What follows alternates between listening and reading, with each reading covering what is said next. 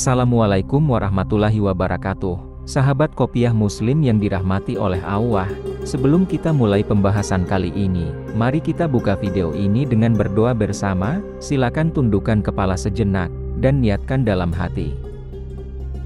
Ya Allah, bukakanlah hati kami, terangilah pemahaman kami, dan tuntunlah kami dalam memilih jalan yang Engkau ridai.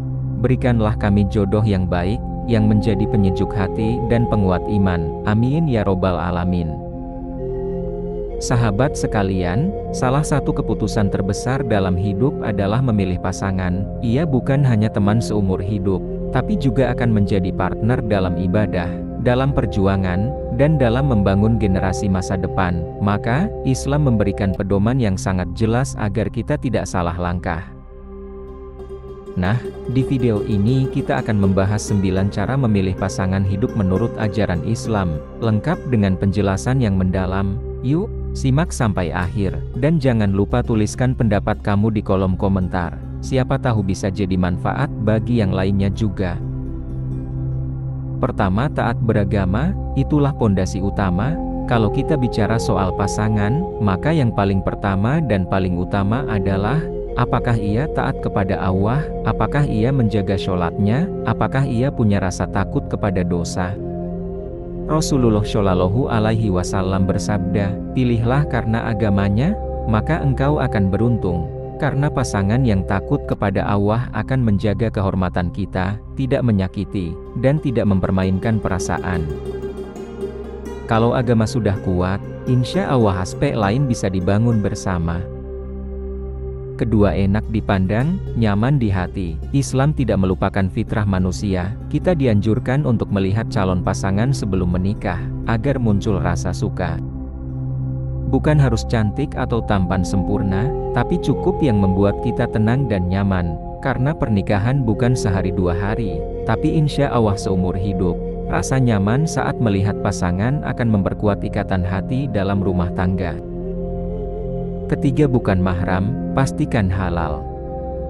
Sebelum lanjut ta'aruf atau lamaran, pastikan dulu ia bukan mahram, karena Islam jelas melarang menikah dengan mahram, baik karena hubungan darah, persusuan, atau hubungan nikah. Penting banget untuk mengecek silsilah, agar tidak melanggar batas-batas syariat, karena ibadah pernikahan hanya sah jika sesuai dengan ketentuan Allah. Keempat, latar belakang keluarga. Mungkin kamu pernah dengar pepatah, kalau menikah, kita juga menikahi keluarganya. Dalam Islam, ini bukan tanpa alasan. Keluarga membentuk karakter. Jika keluarga calon pasangan dikenal baik, menjaga agama, dan punya adab yang bagus, maka insya Allah itu pertanda baik.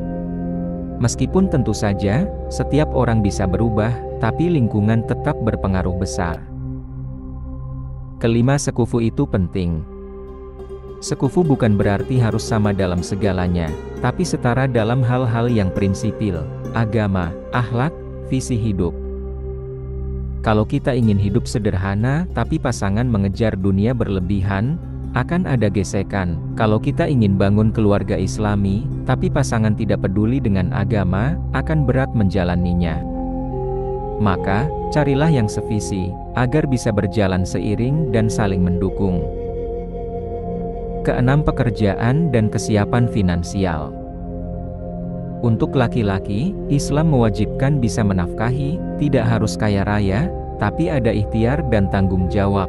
Bagi perempuan, meskipun tidak wajib bekerja, tapi kesiapan untuk mengurus rumah tangga, mendidik anak, juga bagian dari kemapanan yang penting.